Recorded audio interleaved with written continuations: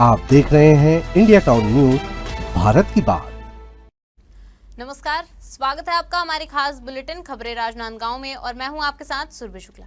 Bulletin में जाने से पहले आइए नजर डालते हैं आज की हेडलाइंस पर। फ्रिज नहीं मटका बना पहली पसंद, देसी ठंडक का नया ट्रेंड, गर्मी में मटकों की बड़ी डिमांड।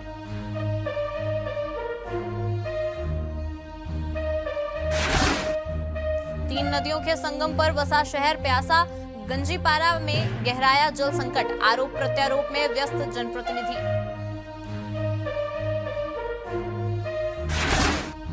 खैरागढ़ में शहीद निकेश यादव को श्रद्धांजलि, भाजपा कार्यकर्ताओं ने मनाया ऐतिहासिक उत्सव, खैरागढ़ में नक्सलवाद मुक्त छत्तीसगढ़ का जश्न। पुलिस ने बड़ी मोटर चोरी का किया खुलासा, 3 आरोपी हुए गिरफ्तार, 3 नाबालिग हिरासत में, सारा चोरी का सामान पुलिस ने किया जब्त।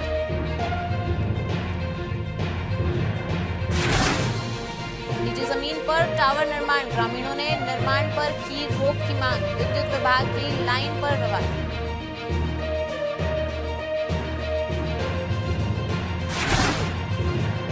छत्तीसगढ़ को नक्सलवाद से मुक्त करने की ऐतिहासिक उपलब्धि के उपलक्ष्य में खैरागढ़ जिला मुख्यालय में श्रद्धांजलि एवं दीपदान कार्यक्रम का आयोजन किया गया। यह कार्यक्रम भारतीय जनता युवा मोर्चा के प्रदेश नेतृत्व के आह्वान पर संपन्न हुआ।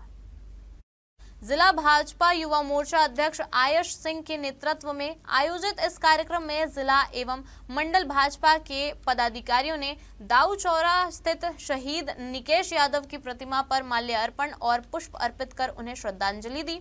कार्यक्रम के दौरान परिसर भारत माता की जय और शहीद निकेश यादव अमर रहे के नारों से गूंज उठा। इस मौके पर उपस्थित कार्यकर्ताओं ने दीप प्रज्वलित कर नक्सलवाद से मुक्त छत्तीसगढ़ बनाने के संकल्प को दोहराया और इस ऐतिहासिक उपलब्धि के लिए प्रधानमंत्री नरेंद्र मोदी, गृह मंत्री अमित शाह, मुख्यमंत्री विष्णुदेव साय और गृह मंत्री विजय शर्मा का आभार व्यक्त किया। 31 मार्च 2026 का जो डेडलाइन था, आज वो पूरा हमारी सरकार के द्वारा किया गया है, जो आज नक्सल मुक्त छत्तीसगढ़ हुआ है, जिसमें प्रदेश युवा मोर्चा के आह्वान पर जिला भारतीय जनता पार्टी खैरागढ़ छुईकदान गंडई के द्वारा आज शहीद निकेश यादव जी के स्मारक पर श्रद्धांजलि अर्पित की गई है, जिसमें पूरे भारतीय जनता युवा मोर्चा की पूरी टीम और जिला भाजपा की पूरे पदाधिकारियों की उपस्थिति में शहीद निकेश यादव जी को श्रद्धांजलि अर्पित किया गया है। आज हम सब के लिए, पूरे छत्तीसगढ़ प्रांत के लिए एक खुशहाली का दिन है।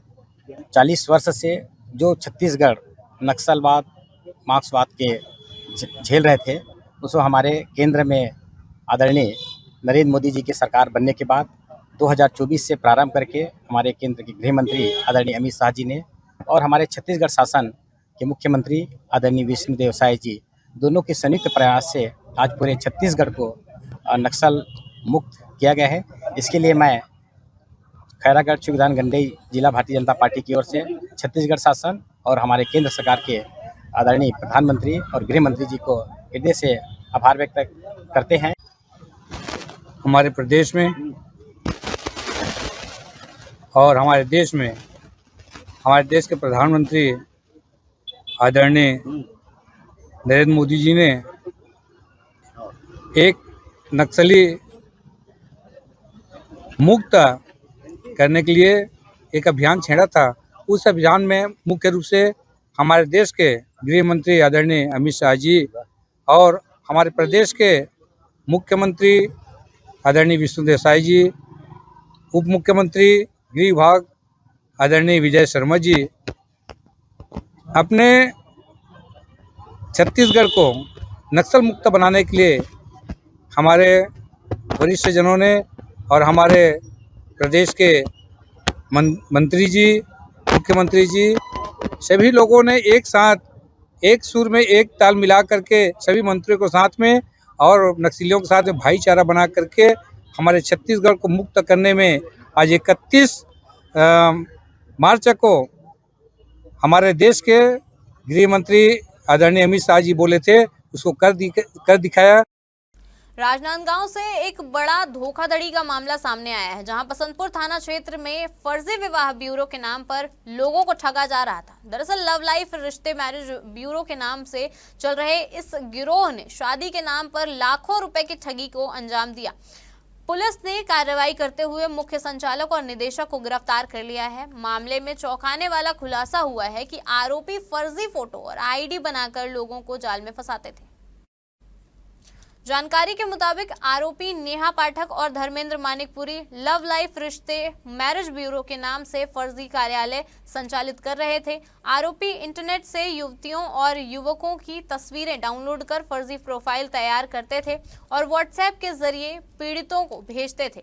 इसके बाद रजिस्ट्रेशन पैकेज और पारिवारिक मीटिंग के नाम पर 30 से 40 हजार रुपए तक वसूले जाते थे और फिर संपर्क तोड़ दिया जाता था। पुलिस ने मौके से 7 एंड्रॉइड मोबाइल, 14 कीपैड फोन और 9 रजिस्टर जब्त किए हैं। मोबाइल जांच में 2200 से ज्यादा फर्जी तस्वीरें मिली हैं, जिनका इस्तेमाल ठगी के लिए किया जा रहा था। जांच में यह भी सामने आया है कि पिछले 1 साल में आरोपियों के बैंक खातों में करीब 37,69,000 रुपए का संदिग्ध लेन देन हुआ है। पुलिस अधीक्षक के निर्देश पर गठित टीम ने आरोपियों को गिरफ्तार कर न्यायिक हिरासत में भेज दिया है। वहीं अन्य आरोपियों की तलाश भी जारी है। कुछ दिन पहले आदरणीय एसपी मैम को एक सूचना मिला था कि सृष्टि कॉलोनी क्षेत्र में अब एक मैरिज ब्यूरो फर्जी तरीका से संचालित हो रहा है, जिसमें उनके द्वारा कुछ लोगों को फोन के जस्ट डायल के माध्यम से फोन नंबर दे करके पैसा उनसे धोखाधड़ी पूर्वक लिया जा रहा है। इसकी सूचना मिलने से आदरणीय एसपी मैडम के द्वारा सीएसपी वैशाली जैन मैडम को उसमें जांच करने के लिए दिया गया था, और जिसके जांच पर थाना प्रभारी बसंतपुर एवं साहू और वैशाली मैडम के द्वारा ज्वाइंट रूप से वहां पर रेड किया गया। और रेड करने पर वहां पर जांच करने पर पता चला कि एक धर्मेंद्र मानिकपुरी और नेहा पाठक करके जो संचालिका थी मैरिज ब्यूरो की, अब उनके द्वारा अलग अलग 12-13 लड़कियों को वहां पे ऑफिस के रूप में काम कराने के नाम पर इस प्रकार से फोन नंबर दे करके लड़के लोगों से, पुरुष लोगों से वसूली कर रहे थे। और लड़कियों के नाम पे, शादी के नाम पर ऐसा जितने भी ट्रांजैक्शन है उनको आकलन करने पर लगभग अभी 37 लाख रुपए 1 साल के अंदर ट्रांजैक्शन होना पाया गया है। और इसमें प्रकरण में सबसे उल्लेखनीय ये है कि इसमें किसी प्रकार का कोई ना तो पीड़ित सामने आया था, न ही प्रार्थी सामने आया था। इसमें एसपी मैडम के द्वारा स्वमोटो से स्वतः संज्ञान लेकर के बड़ी कार्रवाई की गई है। तेज होती गर्मी के बीच बदलाव देखने को मिल रहा है। लोग अब सिर्फ ठंडा पानी नहीं बल्कि सही ठंडक की तलाश में हैं और यही तलाश उन्हें फिर से मटकों तक ले आई है। राजनांदगांव समेत आसपास के इलाकों में मिट्टी के मटके अब सिर्फ जरूरत नहीं बल्कि एक ट्रेंड बनते जा रहे हैं। जहां एक और फ्रिज का बर्फीला पानी गले को नुकसान पहुंचाने की वजह से सवालों में है, वहीं मटके का पानी अपनी सौंधी खुशबू और नेचुरल कूलिंग के कारण लोगों की पहली पसंद बनता जा रहा है। खास बात यह है कि इस बार सिर्फ बुजुर्ग ही नहीं बल्कि युवा, ऑफिस जाने वाले लोग भी मटकों की ओर आकर्षित हो रहे हैं। बाजारों में टोटी वाले मटके, डिजाइनर सुराही और छोटे पोर्टेबल घड़े खूब बिक रहे हैं। कई दुकानों पर तो इको फ्रेंडली कूलिंग के नाम से इन्हें पेश किया जा रहा है। मिट्टी के बर्तनों की बढ़ती मांग ने कुम्हारों के जीवन में भी नई उम्मीद जगाई है। जो काम पहले सीमित था अब ऑर्डर के दबाव में बदल गया है। कई कुम्हार दिन रात मेहनत कर रहे हैं ताकि बाजार की मांग पूरी कर सकें। दरअसल 100 से 500 रुपए तक मिलने वाले ये मटके अब सिर्फ एक बर्तन नहीं बल्कि हेल्थ, लाइफस्टाइल और देसी सोच का प्रतीक बन गए हैं। जी, ये क्या है, धूप तेज हो गया है और ये मिट्टी का घड़ा है जो इसमें प्राकृतिक मतलब वो बना हुआ है, उसमें पानी ठंडा होता है और फ्रिज का पानी पियो तो वो थोड़ा नुकसान भी करता है। बाकी ये मिट्टी का घड़ा ही अच्छा है। क्या फील करना चाहेंगे आप फ्रिज के पानी और मिट्टी के पानी? नहीं, मैं तो जनता से ये बोलना चाहूँगी कि मिट्टी का घड़ा ही उपयोग करें। अभी थोड़ा बीच में पानी गिर गया था, थोड़ा कमी था, अभी थोड़ा धूप तेज हुआ है तो मांग बढ़ रही है। अब किस प्रकार से लोगों को घड़ा के प्रति देने के लिए आ रहे हैं? क्या है, घड़ा देखो एक नेचुरल तरीके से पानी उसमें ठंडा होता है, तो उसकी मांग यहाँ पहले की तुलना की तरह ही अभी भी है ना। लोग फ्रिज का पानी को कम यूज करना चाहते हैं, लेकिन अधिकतर लोगों के पास फ्रिज भी है, लेकिन घड़े का मांग लगातार बना है। राजनांदगांव जिले के जनपद पंचायत डोंगरगढ़ के ग्राम पंचायत बिलहरी में एक निजी जमीन पर मोबाइल टावर निर्माण को लेकर विवाद खड़ा हो गया है। जी हां, ग्रामवासियों का आरोप है कि जयराम सिन्हा की निजी भूमि पर बिना पंचायत से अनापत्ति प्रमाण पत्र लिए विद्युत विभाग द्वारा लाइन प्रदान कर अवैध रूप से मोबाइल टावर का निर्माण किया जा रहा है। ग्रामीणों ने बताया कि बिना पंचायत की अनुमति और आवश्यक प्रक्रियाओं का पालन किए यह निर्माण कार्य नियमों के विरुद्ध है। उन्होंने कहा कि इस वजह से आसपास के लोगों में भी चिंता का माहौल बना हुआ है। इस संबंध में ग्रामीणों ने प्रशासन से मांग की है कि तत्काल प्रभाव से निर्माण कार्य पर रोक लगाई जाए और पूरे मामले की निष्पक्ष जांच की जाए। इसके साथ ही विद्युत विभाग द्वारा दिए गए कनेक्शन की भी जांच कर आवश्यक कार्रवाई की जाए। ग्रामवासियों और पंचायत प्रतिनिधियों ने चेतावनी दी है कि अगर प्रशासन जल्द कार्रवाई नहीं करता तो वे आंदोलन का रास्ता अपनाने को मजबूर होंगे। वो एयरटेल जो कंपनी है ना, वो टावर खड़ा कर दे है एक किसान के खेत में। किसान है, सहमति दे है नहीं दे है ये हमारा तो मालूम नहीं है। और पहले जो किसान अपन खेत में गड़ा है वही किसान है, पहले एक आदमी के खेत में वो अनुमति दे रही थी, आपत्ति करे रही, तो वहाँ पर एयरटेल कंपनी हाँ नहीं गड़ा रही, बंद कर दी। लेकिन वो 3-4 महीना बाद यही आपत्ति करता है तो ही आदमी हाँ अपने खेत में गड़वा ली। तो ये है कैसे और बिना पंचायत के अनुमति भी नहीं ले है और वहाँ लाइन भी देते हैं बिना अनापत्ति प्रमाण पत्र के। तो छोटे से मकान में तो लाइन लेबर ग्राम पंचायत की अनापत्ति के आवश्यकता पड़ते। हमारे गांव में विगत पिछले 2-3 महीना पहले एयरटेल कंपनी के टावर गड़ा थी से जेकर विरोध ग्राम पंचायत के ग्रामवासी द्वारा करे गिरी से, तो वो टावर के काम रुक गिरी से। वही जो शिकायत करते रही से ओकरे खुद अब वही किसान या वही गांव वाले है खुद अपन जमीन में वही कंपनी के टावर ला गड़वा ले है। और सबसे बड़े बात यह है कि हमारे सिंपल सा बिजली कनेक्शन लेबर जब जाता है बिजली विभाग तो ग्राम पंचायत के नो ऑब्जेक्शन सर्टिफिकेट बनते है ना, तो ओकर कोई मांग नहीं करे गए, ना ग्राम पंचायत द्वारा दे ना ग्रामवासी द्वारा दे गए। तो बिजली विभाग का सबसे पहली बात है कि किस आधार पे वहाँ बिजली के कनेक्शन दे है, ये चीज हमारा संदेह लगी। तेखर से हम कलेक्टर साहब के पास आना अपन फरियाद लेके, तो कलेक्टर साहब पास आवेदन दे ना मना, तो फिर ओकर जांच के लिए कलेक्टर साहब द्वारा आश्वासन दे गए। शहर के प्रमुख और व्यस्ततम इलाके मानव मंदिर चौक में यातायात व्यवस्था पूरी तरह चरमराती नजर आ रही है। संस्कार धानी के इस हृदय स्थल पर आए दिन जाम की स्थिति बन रही है, जिससे आम नागरिकों को भारी परेशानियों का सामना करना पड़ रहा है। स्थानीय लोगों के अनुसार बाजार क्षेत्र में दिन भर वाहनों का अत्यधिक दबाव रहता है, जिसके चलते लंबी लंबी कतारें लग जाती हैं। राहगीर, दुकानदार और वाहन चालक रोजाना इस समस्या से जूझने को मजबूर हैं। आपको बता दें कि सबसे चिंताजनक बात तो यह है कि मौके पर ट्रैफिक पुलिस की मौजूदगी न के बराबर रहती है। नागरिकों का आरोप है कि यातायात पुलिस केवल चालानी कार्रवाई तक सीमित होकर रह गई है। व्यवस्था को सुचारू बनाने और जाम की समस्या का स्थायी समाधान निकालने के लिए कोई ठोस कदम नहीं उठाए जा रहे हैं। कई बार शिकायतें किए जाने के बावजूद स्थिति में कोई सुधार नहीं हुआ है। इसके अलावा भारी 4 पहिया वाहनों के प्रवेश पर प्रतिबंध होने के बावजूद उन्हें बाजार क्षेत्र में प्रवेश दिया जा रहा है। इस समस्या पर स्थानीय लोगों ने प्रशासन से मांग की है कि यातायात व्यवस्था को सुधारने के लिए तत्काल प्रभावी कदम उठाए जाएं। छुईखदान पुलिस ने एक बड़ी मोटर चोरी का मामला सुलझाया है। पुलिस ने इस मामले में 3 आरोपियों को गिरफ्तार किया है और 3 नाबालिगों को पुलिस हिरासत में लिया गया है।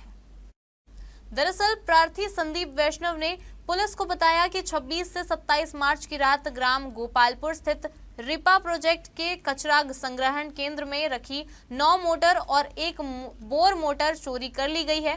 पुलिस को सूचना मिलने के बाद संदिग्धों को पकड़ा गया। आपको बता दें कि पूछताछ में आरोपियों ने बताया कि वे रात में मोटरसाइकिल और स्कूटी से रिपा प्रोजेक्ट पहुंचे।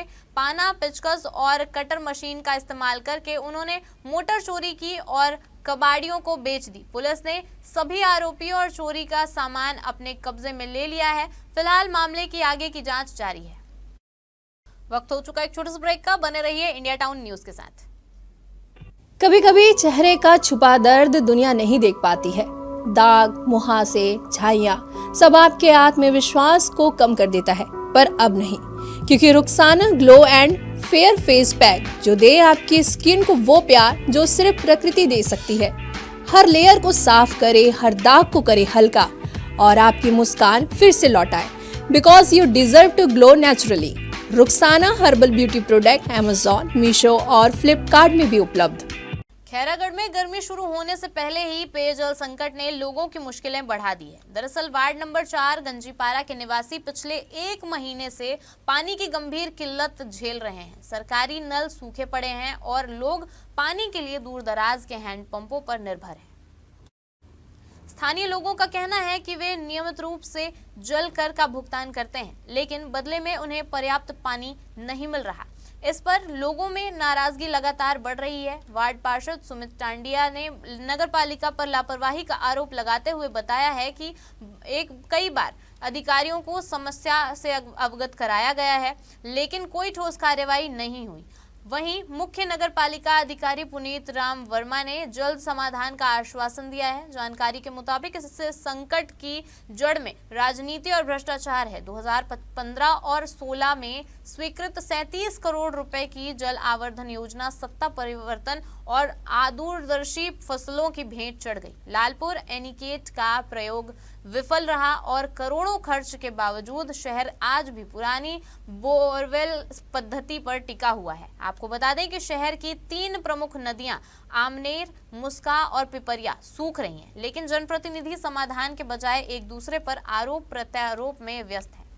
महीना पूरा पानी बंद है, फरवरी से है ना, और अभी तक हम इधर उधर पानी भरा था, पानी बिल्कुल आज भी नहीं है। और बताते कि गंजीपारा में बहुत पानी आते करके, कौन बताती है तो पता नहीं, बिल्कुल पानी नहीं आया हमारे गंजीपारा में। हम इधर उधर से लाता, यदि कागरो घर बोर है तो बोर से मंगा था, नहीं तो बोरिंग से लाता, कभी पानी नहीं आते। और यहाँ एक तो नदी बिल बर्बाद कर दी, तो टंकी बना के कुछ है ही नहीं हमारे मोहल्ला में। पूरा बहरा घूम घूम के पानी भरा था भैया। हमारे पानी नहीं है, नदी में नहीं है, ना कुछ नहीं है, ना नल में भी नहीं आते, ना कहीं नहीं। ओकर घर नाच नाच के भरा था, ओकर घर सब घर जाता, बोर वाले मन दे देते नहीं, बिल नहीं दे, बहुत कला दी।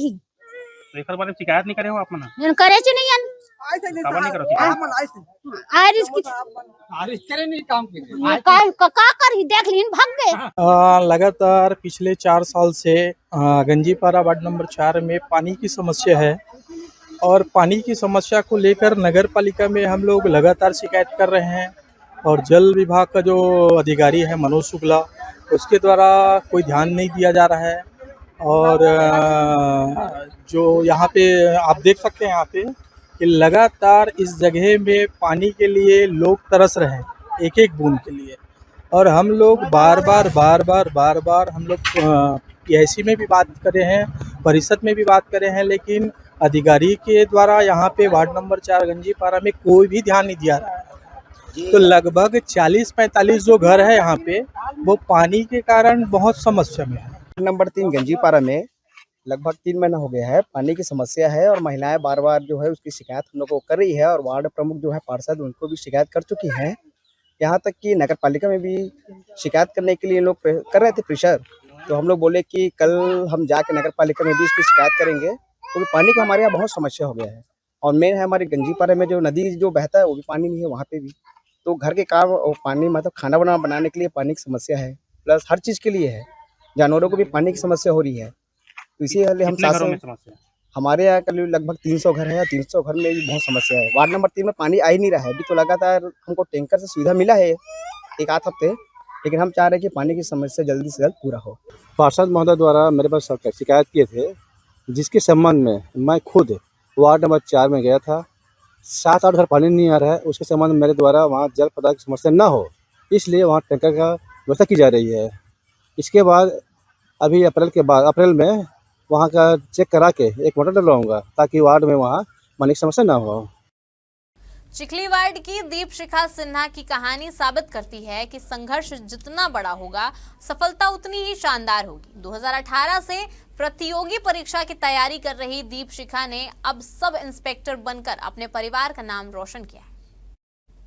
दिलचस्प बात यह है कि दीपशिखा के पिता भोलाराम सिन्हा इस पेशे से माली हैं। छोटे से गार्डन से निकली यह बेटी अब शहर की पुलिस लाइन में कदम रखने वाली पहली बेटी बन गई है। दीपशिखा की इस उपलब्धि ने न केवल उनके परिवार में खुशी की लहर दौड़ा दी है, बल्कि पूरे क्षेत्र के युवाओं के लिए प्रेरणा का काम भी किया है। दीपशिखा बताती हैं कि कठिन परिस्थितियों ने मुझे कमजोर नहीं बनाया, बल्कि मजबूत बनाया। अगर लक्ष्य स्पष्ट हो तो रास्ते की कोई बाधा बड़ी नहीं लगती। दीपशिखा की कहानी यह संदेश देती है कि सीमित संसाधन कभी सपना बड़ा बनने में बाधा नहीं बन सकते। मेहनत, धैर्य और परिवार के सहयोग से कोई भी मंजिल हासिल की जा सकती है। मेरे को तो बहुत गर्व महसूस हो रहा है, क्योंकि मेरी बेटी अपने गांव का नाम रोशन की है, अपने भविष्य में अपने देश का नाम रोशन करेगी और आने वाले भविष्य में और आगे बढ़े, मैं यही उम्मीद रखता हूं। मेरी बेटी बहुत ही प्रतिभाशाली है। ये रात दिन पढ़ाई करती थी। मैं मना करता था, सोना है, इतना मत पढ़ो, कौन सी बार नौकरी लग जाएगी, इस टाइप का भी बोलता था। मैं इस टाइप के भी कई बार बोल चुका हूँ, लेकिन अपना लक्ष्य को लेके आगे बढ़ी है और अपने लक्ष्य के अनुसार ही एक कार्य की है। बहुत ही प्राउड फील हो रहा है, क्योंकि हमारी सिस्टर जो शुरू से सपना था इसका कि एक वर्दी आए, वो भी सितारों वाली वर्दी, तो आज इसने हमारे साथ साथ हमारे पूरे चिखली के नाम रोशन किया, राजनांदगांव का नाम रोशन किया। तो मैं इसको बहुत धन्यवाद देना चाहूँगा। परिवार के साथ साथ सभी का नाम रोशन किया। 1 साल बाद ट्रेनिंग के बाद मेरी बेटी आज घर आई है। मुझे बहुत अच्छा लग रहा है, सब इंस्पेक्टर बन के आई है। मुझे बहुत खुशी हो रही है। पूरा फैमिली वाले खुशी से फूलने समा रहे हैं आज। बहुत अच्छा लग रहा है। मैं यही संदेश देना चाहूंगी कि अपनी बेटी को शिक्षा के विभाग में, खेल कूद में, सब चीज में आगे बढ़ाए अपनी बेटी को। पढ़ने में कैसी थी और इसके परिश्रम को लेकर? बचपन से मेरी बेटी टॉपर में थी पढ़ाई में, अभी भी ठीक है। जिले से एक चौंकाने वाला मामला सामने आया है, जिसमें युवाओं और नाबालिग बच्चों को नौकरी का लालच देकर झारखंड ले जाया गया और वहां बंधक बनाए जाने का आरोप है। 23 वर्षीय धनेश यादव को रोजगार दिलाने के बहाने झारखंड भेजा गया, जहां से उसकी करीब 30,000 रुपए की रकम वसूली की गई। आपको बता दें कि आरोप है कि उसे रांची में कैद रखा गया और साथ ही छत्तीसगढ़ के अलग अलग गांवों से लगभग 800 नाबालिग बच्चों को भी बंधक बनाया गया। पीड़ित परिवारों का कहना है कि जब भी प्रशासन कार्रवाई के संकेत देता है, बच्चों को कहीं और शिफ्ट कर दिया जाता है। इससे यह संभावना जताई जा रही है कि यह मामला किसी संगठित मानव तस्करी गिरोह से जुड़ा हुआ है। आपको बता दें कि इस मामले में युगल किशोर साहू, लक्ष्मण साहू, भूपेश कुमार, आदित्य राजपूत और महेश्वर कोसरे को आरोपी बनाया गया है। स्थानीय लोगों और परिजनों ने प्रशासन से अपील की है कि तुरंत बच्चों को सुरक्षित मुक्त कराया जाए और दोषियों के खिलाफ कड़ी कार्रवाई हो। आपको बता दें, इसके साथ ही उन्होंने इस नेटवर्क को उजागर कर इस तरह की घटनाओं पर स्थायी रोक लगाने की मांग की है। दरअसल राजनांदगांव से झारखंड तक फैले इस मामले ने समाज में चिंता की लकीर खींच दी है और सवाल खड़े कर दिए हैं कि क्या नौकरी के बहाने बच्चों को फंसाने का यह गिरोह कहीं और भी सक्रिय है। 4 दिन पहले आया है, लेकिन ये जो घटना है ये बहुत टाइम से चल ही रहा है। ये जो है पिछले साल भी मतलब ना, अभी जो कुछ लोग से और पता चला है कि ये पिछले साल भी ऐसे किए थे ये लोग, और पहले भी पकड़ाए थे। लेकिन ये लोग क्या हुआ कि बाकी बच्चे लोगों को दूसरा जगह ट्रांसफर कर दिए। पहले ये लोग जमशेदपुर में पकड़ाए थे, है ना, इसके बाद अब इन लोग को रांची ट्रांसफर किए थे और अभी भी इन लोग का और नया जगह ट्रांसफर होने का अनुमान है। जानकारी में आया है कि अभी ये लोग झिर्री में ट्रांसफर हो गए हैं। तो ऐसे कर करके ना ये लोग जहाँ पकड़ाते हैं वहाँ से दूसरे जगह प्लान कर लेते हैं। तो इस तरह मतलब ये लोग का नेटवर्क चलता रहता है और ये लोग मतलब लोगों को मतलब ऐसे बंधक बना के कुछ बच्चों को रखे रहते हैं और उन्हीं के जरिए मतलब दूसरे और नए बच्चों को बुलाते हैं और इस तरह मतलब बहुत सारे बच्चे लोग का भविष्य बर्बाद कर रहे हैं। लगभग हजारों की संख्या में बच्चे हैं वहाँ पे जिनको अभी छुड़ाना चाहते हैं हम लोग। तो इसीलिए हम एसपी ऑफिस आए हैं माननीय श्रीमती अंकिता शर्मा जी से मिलने। हनुमान जयंती के पूर्व संध्या पर राजनांदगांव में श्रद्धा, भक्ति और उत्साह का अनोखा दृश्य देखने को मिला। शहर के विभिन्न क्षेत्रों से जुड़े भक्तों और हिंदू संगठनों ने मिलकर भगवान हनुमान की भव्य शोभा यात्रा निकाली। इस यात्रा में बड़ी संख्या में युवा, महिलाएं, बच्चे और श्रद्धालु शामिल हुए। शहर के प्रमुख मार्गों से होती हुई यह यात्रा जगह जगह पुष्प वर्षा और जय श्री राम बजरंग बली के जयकारों के बीच गुजरी। डीजे पर चल रही भक्ति धुनों ने पूरे नगर को भक्तिमय माहौल में डुबो दिया। यात्रा में आकर्षक झांकियां, भगवा ध्वज और पारंपरिक वेशभूषा में सज्जित युवाओं ने सभी का ध्यान खींचा। भक्तों ने हाथों में भगवा पताका लेकर भगवा हनुमान के प्रति अपनी आस्था व्यक्त की। कई स्थानों पर सामाजिक संगठनों द्वारा शरबत, पानी और प्रसाद वितरण की भी व्यवस्था की गई। आपको बता दें कि इस दौरान सुरक्षा को देखते हुए पुलिस प्रशासन पूरी तरह मुस्तैद रहा, जिससे श्रद्धालुओं ने सुरक्षित वातावरण में आयोजन का आनंद लिया। हनुमान जयंती के अवसर पर पूरा शहर भक्ति रस में डूबा नजर आया और नगरवासियों ने भक्ति एवं उत्साह का अद्भुत संगम देखा। राजनांदगांव में हनुमान जयंती के अवसर पर राजनांदगांव के म्युनिसिपल हाई स्कूल मैदान से आज भव्य एक शोभा यात्रा निकाली गई है। पूरे पुलिस बल की सुरक्षा और तैनाती के साथ में धर्म प्रेमी संगठन के लोग यहां पर मौजूद हैं और पूरे शहर में नगर भ्रमण कर रहे हैं। साथ में ये शोभा यात्रा में किन किन प्रकार की व्यवस्थाएं की गई है, क्या कुछ इस शोभा यात्रा में खास है, अभी हमारे साथ में धर्म प्रेमी बंधु लोग भी जुड़े हुए हैं। मनोज जी, किस तरीके से शोभा यात्रा निकाली जा रही है, क्या क्या चीजें यहाँ पर खास आकर्षण का केंद्र बनी हुई है? जय जय श्री राम। जय श्री राम। बजरंग बली हनुमान जी की जयंती के पूर्व संध्या पर आज विशाल शोभा यात्रा बजरंग बली के जन्मदिन पर निकाली जा रही है। इसमें बहुत सारी झांकियां, हमारे छत्तीसगढ़ी नृत्य, हमारी पुरानी सांस्कृतिक धरोहर और राम भगवान का पूरा परिवार इस झांकी में है। शहर के सभी गणमान्य लोग इस जयंती में उपलब्ध है, प्रस्तुत है और मैं सभी को, जिले वासियों को, प्रदेश वासियों को और देशवासियों को हनुमान जयंती की बहुत बहुत बधाई देता हूँ। मनोज बैद, पूर्व अध्यक्ष सकल जैन संघ, राजनांदगांव। यात्रा निकाली जा रही है जिसमें विशेष रूप से किसी भी प्रकार के राजनीतिक या धार्मिक संगठन की कोई बात नहीं, मगर हिंदुत्व और आपसी एक भाईचारे के संबंध के साथ में ये यात्रा निकाली जा रही है। हमारे साथ में अभी राजनांदगांव के महापौर मधुसूदन यादव जी मौजूद है। यादव जी, किस प्रकार से यहाँ पर का राजनांदगांव में एक हर्षोल्लास का माहौल देखा जा रहा है और यात्रा की शुरुआत भी हो चुकी है? नहीं, प्रतिवर्ष अनुसार इस वर्ष भी हनुमान जयंती के अवसर पर भव्य शोभा यात्रा नगर के सभी नागरिकों के द्वारा, विभिन्न संगठनों के द्वारा यहाँ पर आयोजित की गई है और मैं सभी नगर वासियों को हनुमान जयंती की बहुत बहुत शुभकामनाएं और बधाई देता हूँ। आयोजन समिति के सभी प्रमुख पदाधिकारी सदस्यों को अपनी ओर से धन्यवाद देता हूँ कि ये परंपरा उन्होंने जारी रखा है और आगे भी इसे जारी रखना है, क्योंकि ये राजनांदगांव शहर जो संस्कारधानी है, वो संस्कारधानी के अनुसार ही ये जो आयोजन है उसे आयोजित किया जाता है, जिसमें सभी संस्था और संगठन जुड़ करके काम करते हैं और इससे हिंदुत्व को बल मिलता है और हनुमान जयंती एक तरीके से भव्य रूप से मनाने की एक परंपरा यहाँ पर चालू हुई है। पूरे नगर में अलग अलग स्थानों पर कल भव्य रूप से आयोजन किया गया है। अनेकों स्थान से मेरे को भी आमंत्रण प्राप्त हुआ है, तो ये इस शोभा यात्रा की ही देन है कि हनुमान जयंती अब पूरे शहर में भव्य रूप से आयोजित की जाती है।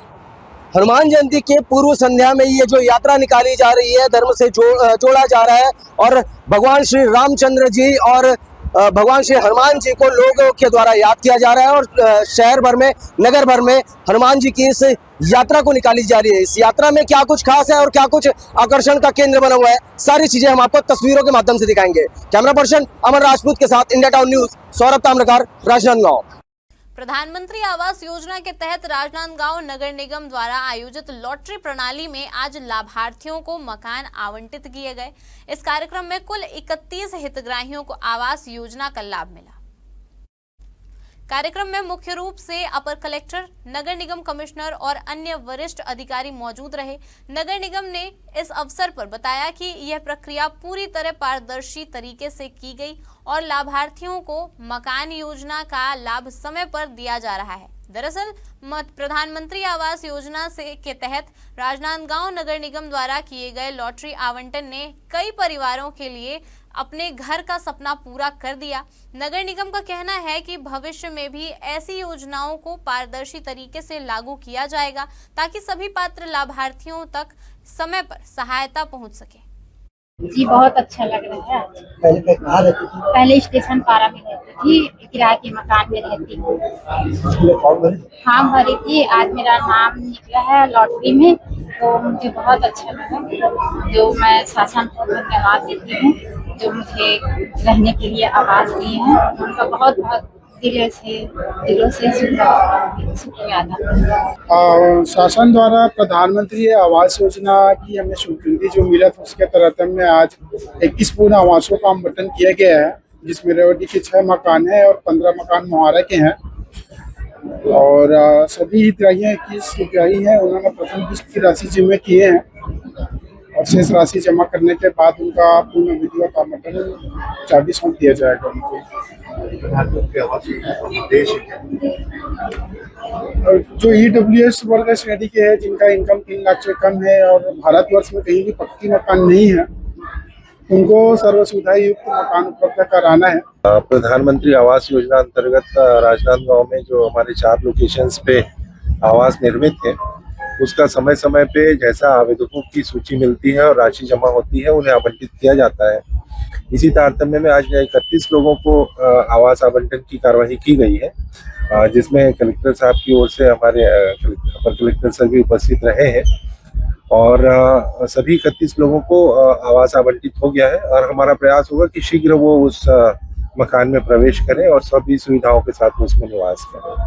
छत्तीसगढ़ की समृद्ध लोक संस्कृति और परंपरा को आज फिर से याद किया गया। छत्तीसगढ़ी लोक रंग शैली नाचा के महान पुरोधा दाऊ मंदराजी की 125वीं जयंती के अवसर पर लोक कलाकारों ने उन्हें श्रद्धांजलि अर्पित की। इस अवसर पर कलाकारों ने मंदराजी के जीवन और उनके योगदान को गीत, संगीत और नाचा के माध्यम से जीवंत कर दिया।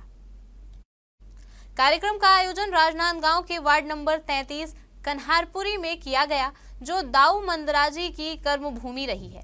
यहाँ दूर दूर से आए लोक कलाकारों ने मंदराजी गान प्रस्तुत कर दाऊ जी को याद किया और उनके द्वारा स्थापित सांस्कृतिक विरासत को आगे बढ़ाने का संकल्प लिया। इस आयोजन के मुख्य अतिथि नगर निगम के नेता प्रतिपक्ष संतोष पिल्ले रहे। आपको बता दें कि जिन्होंने अपने संबोधन में दाऊ मंदराजी के नाचा कला के प्रति समर्पण और उनके अद्वितीय योगदान की सराहना की। हमारे खास बुलेटिन खबरें राजनांदगांव में फिलहाल इतना ही। देखते रहिए इंडिया टाउन न्यूज, भारत की बात। नमस्कार। आप देख रहे हैं इंडिया टाउन न्यूज, भारत की बात।